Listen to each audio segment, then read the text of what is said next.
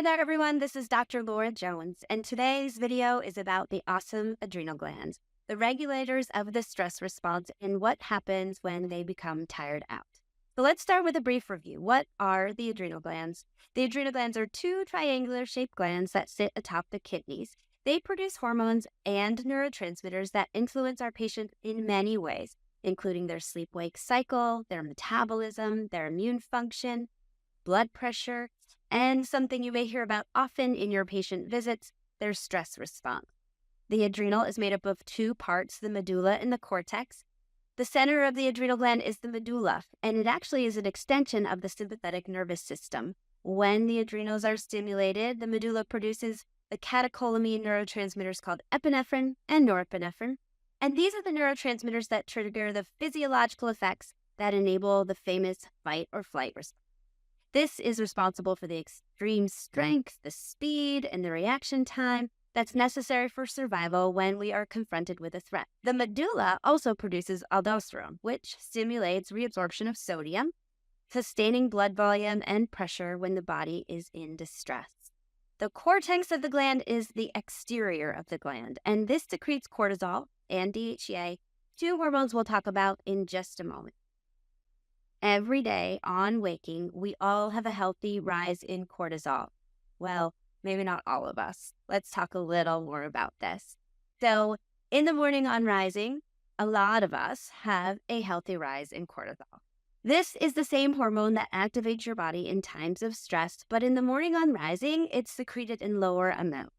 A rise in cortisol each morning is necessary to pump you up, meet the day's challenges. It provides that get up and go to our patients so they can get started on their day. And humans most often have a natural surge of cortisol between 6 a.m. and 8 a.m. in the morning. This graph illustrates a healthy pattern of cortisol release throughout a 24-hour period. As you can see, we have a rise in the morning to get up and go. Then there is a slow and steady decline in levels of cortisol throughout the day, which allows for sustained energy and a further decline in levels at night to support restful and restorative sleep. Now, this ideal rhythm is not as common for Americans as one might hope for, and certainly is not as common in our patients as one might hope for. On the contrary, many of us struggle with attaining and maintaining a healthy cortisol rhythm. So in contrast to a steady, healthy rise and fall of cortisol throughout the course of the day and the night, we can also experience a much larger spike of cortisol. And of course, this occurs in response to being triggered by an acute stressor. We've all experienced this. Perhaps it's how we feel during a stressful conflict with a partner, an unexpected bill, hearing some bad news, or a fender bender.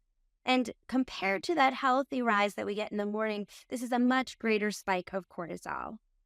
Now, cortisol is the primary hormone that is responsible for triggering our stress response. So you can see why this might influence how we feel. Let's talk about the normal stress response. That spike in cortisol that I was describing is part of that normal response, and it's known as the fight or flight. The body quickly paces itself through a series of neurological, biochemical, hormonal, and physiological actions in response to the spike in cortisol. In most animals, that stress response serves a solid purpose of moving them to safety or fighting off the lion. After getting away, stress hormones are supposed to return to normal. During the fight or flight response, we rely very heavily on the functions of cortisol. These include increases in our heart rate, our blood pressure, as well as our blood sugar, and even the release of amino acids to serve as fuel in the muscles, so that we are ready to fight or flee the danger. In fact, the primary function of cortisol is to convert fat and proteins to sugar in the form of glucose. The release of glucose is an essential component of the body's adaptation to chronic stress or a dangerous situation. That release in glucose ensures that our vital organs, especially the brain, the heart, and the skeletal muscles, have the energy to function appropriately during a stressor. So, once that stressor is over, we return to a normal, peaceful state of rest. Or do we? Actually, unfortunately, due to our stress levels and the demanding lifestyles that so many of our patients live, many of us are in a state of fight or flight way too often. And this results in a feeling of being chronically overwhelmed and chronically fatigued. One important fact to discuss with our patients is that it's actually not normal to be chronically overwhelmed and chronically fatigued. Unfortunately, that go, go, go culture that we have has resulted in many of us believing that that is normal. Instead of feeling peaceful and at ease, actually we become wired and tired. This may be a term you're familiar with. It's used to describe the fast-paced and incredibly demanding lifestyles that our patients are living. Familiar feelings of always being on and in a hurry or rushed with 25 hours of things to do in a 24-hour day. Tendency for life to become more about the destination rather than the journey. And because of this, many of our patients are getting stuck midway through the stress response with chronically elevated stress hormone levels. And over time, this leads to fatigue, anxiety, and depression. Over time, this can have a significant impact on our health and on the health of our patients. Like any gland, the adrenal glands can be overworked, and they can only keep up with our demands that we place upon them during times of chronic stress for so long before they start to lose the ability to function optimally and respond to our needs. This results in suboptimal adrenal function and suboptimal cortisol rhythms. So, in fact, cortisol levels start to decline. So, to summarize, unmanaged chronic stress leads to chronically elevated cortisol and actually starts to really wear on our adrenal glands. Over time, because of this, our response to stress declines. We become less resilient and our adrenals start to become fatigued. So, let's talk a little bit more and in a little bit more detail about what's happening when our adrenals become fatigued. In order to do this, we have to revisit a part of the endocrine system called the HPA axis. HPA axis is responsible for many things, including the stress response, and it involves epinephrine, norepinephrine, and cortisol. The HPA axis has three primary components: the hypothalamus, which is a region of our brain that maintains the body's homeostasis through regulating sleep, emotions, body temperature, hunger, thirst. The next part of the HPA axis is the pituitary gland. The pituitary gland is known as the master gland. This is because it secretes hormones that act on other parts of the endocrine system, including the adrenal glands, the thyroid gland, the ovaries, and the testes. And then the third component of the HPA axis are the adrenal glands, which we've learned a lot about already. Now, the HPA axis is like other parts of the endocrine system. The components of the axis rely very heavily on working together to be successful. If any one part of the HPA axis isn't functioning well, it will result in a domino effect of dysfunction throughout the remainder of the system. In the case of HPA dysfunction, this domino effect is triggered after the body becomes so accustomed to chronically elevated cortisol that it starts to become desensitized to stress hormones. This lack of sensitivity results in a system that struggles greatly to rebalance the body and restore homeostasis, resulting in a slow decline of health. You will not find many medical providers who use the term adrenal fatigue, despite it being a great term that allows for a very simple explanation of exactly what happens under chronic elevated stress levels. The adrenal glands simply become fatigued.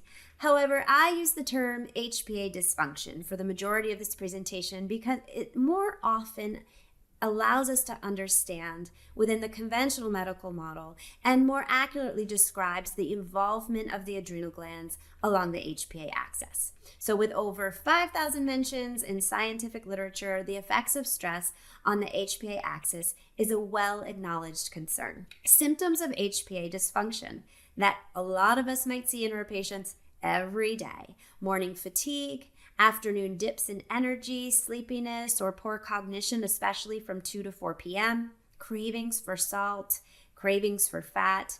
In our female patients, an increase in PMS or an increase in menopausal symptoms, irregular menses, different types of depression, as well as a generalized fatigue.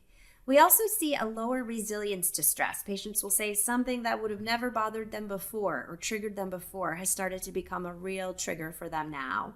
Muscular weakness due to muscular atrophy can be present, an increase in seasonal allergies, lightheadedness when rising quickly, a decreased libido, an inability to handle foods high in carbohydrates are all potential symptoms of HPA dysfunction. In HPA dysfunction and overworked adrenals, we actually start to see deviation from the normal cortisol rhythm.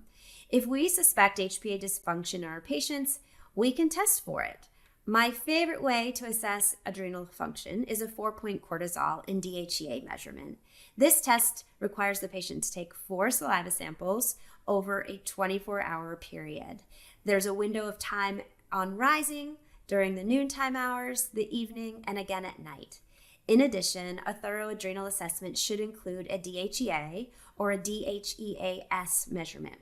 DHEA can be reliably measured in the saliva, while DHEAS is a valuable marker in the blood. We will talk a lot more about DHEA in just a bit, but for now, remember that it is an important way to assess the battery life on the adrenals. Just how tired are they, and what will be the most effective tools to use to revive them? Here's an example of a 4-point cortisol assessment. You can see measurements were taken morning, noon, evening, and night before bed. This example reveals a normal cortisol rhythm, a nice rise in the morning when the patient wakes, a gradual decrease over the course of the day, going low and staying low all night long for a deep, restful, restorative sleep. It's important to note that there are different stages of HPA axis dysfunction, and they all can present with similar symptoms amongst our patients.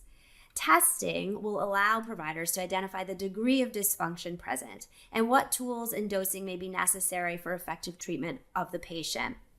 If a patient is assessed and the results are normal, this means there is a healthy HPA response. If a patient is assessed and there looks to be suboptimal levels, that could represent one of 3 different phases of HPA dysfunction.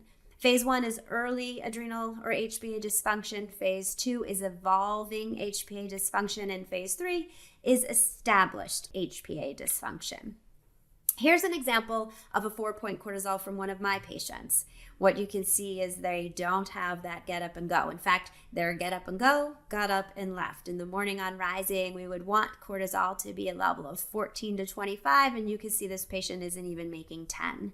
They sustain throughout the day. They take a pretty big dip around dinner time, and then they actually go up when it's time to go to bed. That's not what we're looking for. One thing that we probably would see in this patient is a trouble falling asleep or staying asleep. Here's another example from one of my patients. This is a patient who is chronically fatigued during the day and struggles with insomnia. Now, it's important to note that there are health disorders associated with low HPA axis activity as well as high HPA axis activity. To start, let's look at some of the health concerns associated with prolonged HPA axis hyperactivity, so prolonged exposure to cortisol. These high cortisol disorders include anxiety, depression, IBS, insomnia, poor memory, PMS or PMDD, chronic fatigue, and even chronic migraines. The effects of chronic stimulation from the neurotransmitters epinephrine and norepinephrine and the hormone cortisol eventually catch up with our patient. Long-term elevation of the catecholamines is associated with anxiety and melancholic depression. This is the type of the depression associated with anxiety, insomnia, a dread of the future, a decreased appetite. Elevation of the catecholamines also increases cardiovascular risk factors such as hypertension. Prolonged elevation of cortisol increases blood pressure as well. It also increases protein and muscle breakdown and the deposition of fat throughout the body. It also results in the demineralization of bone. Chronic stimulation with cortisol is also associated with immune suppression, memory loss, and increases in blood sugar.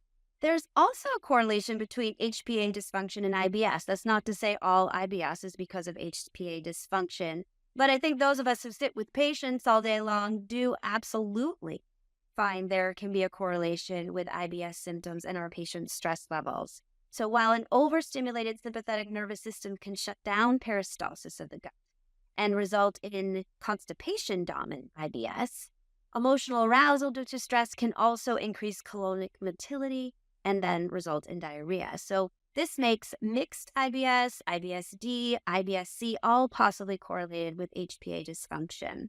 Elevated cortisol also increases IBS risk by weakening the intestinal barrier. The chronic exposure of the intestinal barrier to cortisol increases gut permeability. And in these patients, we can see an increased risk of food sensitivities. We also can see shifts in their microbiome, and this, of course, will contribute to dysbiosis. So you may find that there are more overgrowths in patients who have high cortisol exposure of the gut. That's where I would use a stool microbiology test and perhaps understand that we also may see more cases of SIBO in these patients. In addition to high cortisol disorders associated with the HPA axis, we also have low cortisol disorders associated with the HPA axis. Atypical depression usually is present with low cortisol disorders, seasonal affective disorder, panic attack, and chronic fatigue. This makes sense. Now, an atypical depression usually includes more lethargy and fatigue versus anxiety.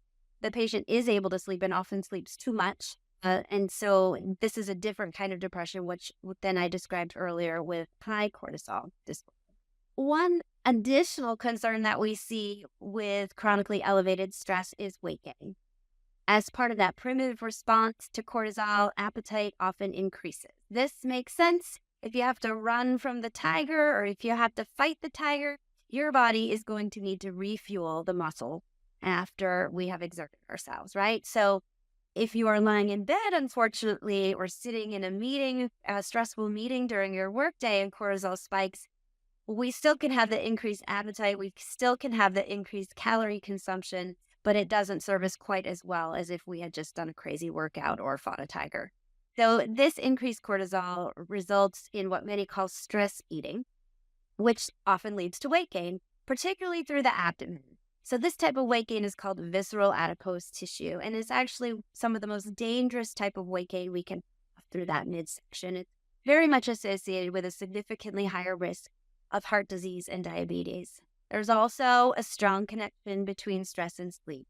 We know this. We see it all the time. We may experience it often. So remember, this is our normal cortisol rhythm here. Here's our healthy, normal rise and fall of cortisol. Unfortunately, chronic stress leads to that elevation in evening cortisol that I showed you earlier. And this elevation signals the body that's in danger.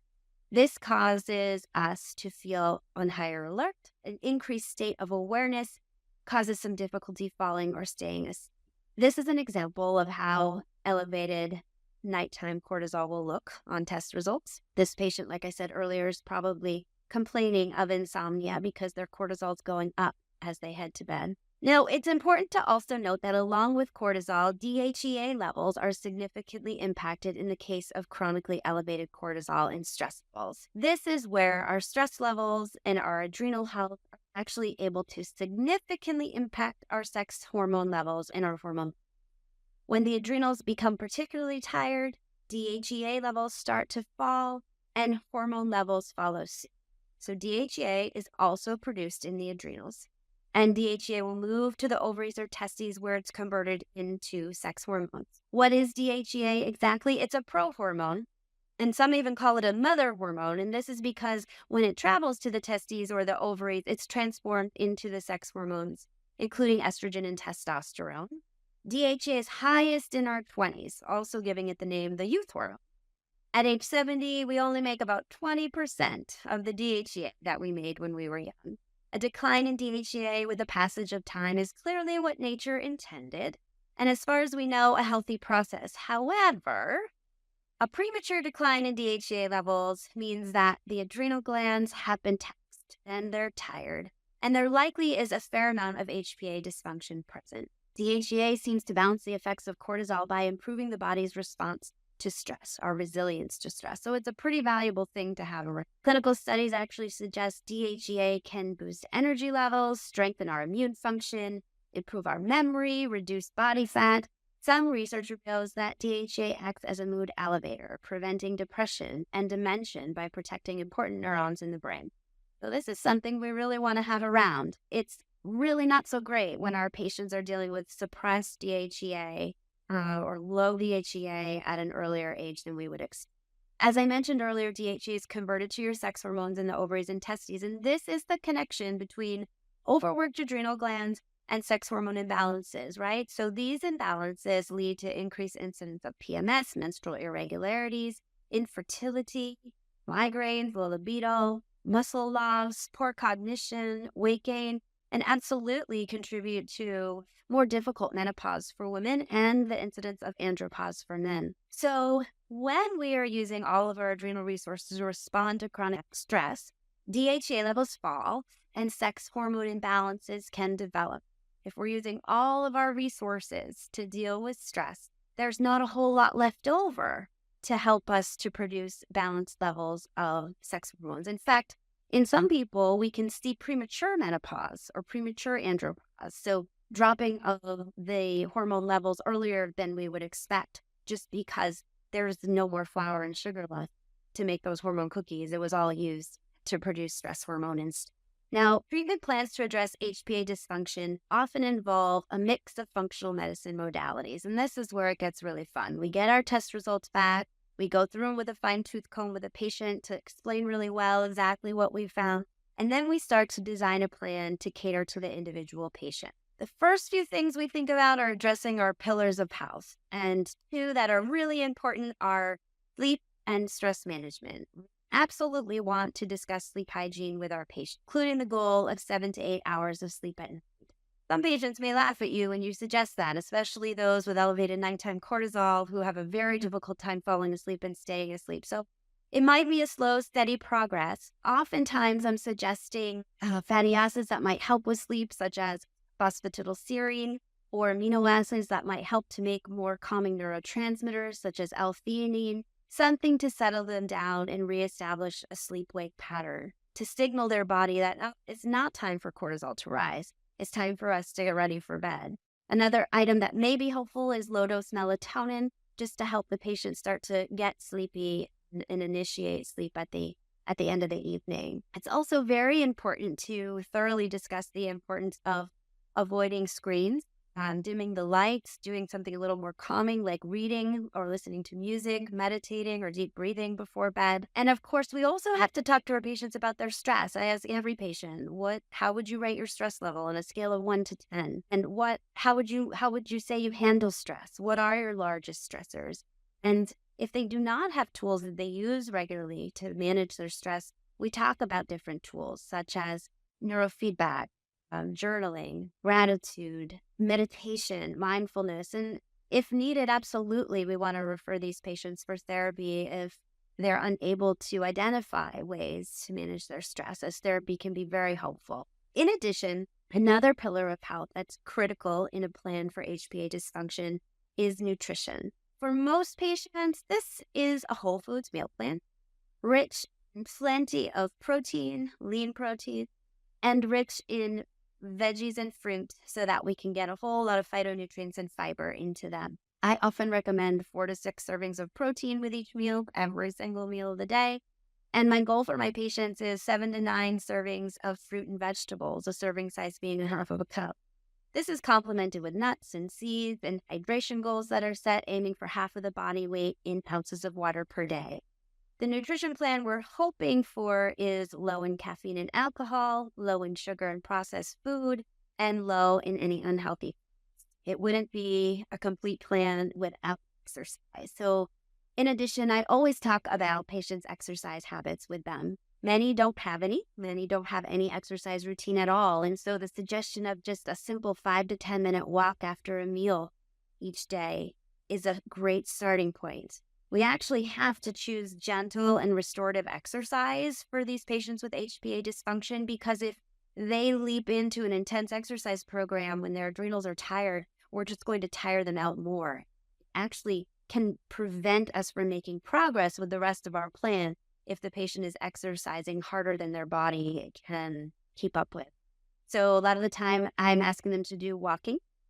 I'm asking them to do more yoga, restorative yoga. That's gentle. It's a great thing. Or slow-paced swimming is another option for them. Nutrition and herbal supplements are also often included, not always, but often included. Treatment plans to address HPA dysfunction can benefit from the addition of adrenal adaptogens or nervine herbs, which may be prescribed to support healthy adrenal function and also to support the parasympathetic nervous system, or the calming part of our nervous system that is also often underworked and weak in a patient who's been dominated by stress and really has become accustomed to the sympathetic part of their nervous system ruling the roost. So using nervine herbs and adrenal adaptogens can be very valuable to strengthen the adrenals and to strengthen the parasympathetic nervous system. Some adrenal adaptogens that you may be familiar with include ginseng, rhodiola, ashwagandha, holy basil, licorice root, cordyceps mushrooms, and schizandra berry. I use a lot of these throughout my day when prescribing for patients. It's very important to take each individual patient's health into consideration when prescribing any herb. Make sure there is no contraindication in using the herb with medications they may come to you on. It's also super important to consider the quality of the herb.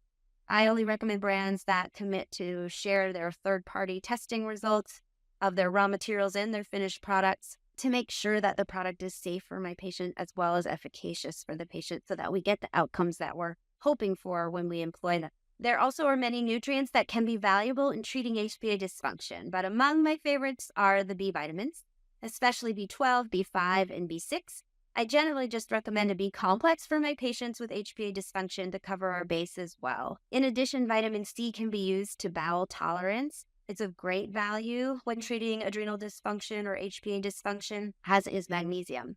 And a note on magnesium, we want to make sure that our patients are on the right form of magnesium when we're using it for HPA dysfunction. Patients are often confused about what form of magnesium to use. I prefer magnesium glycinate to other forms for HPA dysfunction and aim to steer a patient clear of magnesium oxide as it's poorly absorbed. If we don't steer our patients in regard to type of magnesium to take, they often will end up on magnesium oxide as it's the most common form they're going to find at the pharmacy. Final thought. So let's summarize here. HPA dysfunction should be considered in probably all of our patients, but certainly our patients who present with anxiety and depression, insomnia, IBS, weight concerns, fatigue, hormone-related symptoms, or a history of very high stress or trauma. Salivary testing is a great way to assess for HPA dysfunction. It is non-invasive, it's convenient, it's affordable, and it's a reliable method for assessing the patient. And there are a variety of functional medicine modalities in the toolbox to employ in the treatment of HPA dysfunction. The right combination will vary for each of your patients, but there are several to choose from.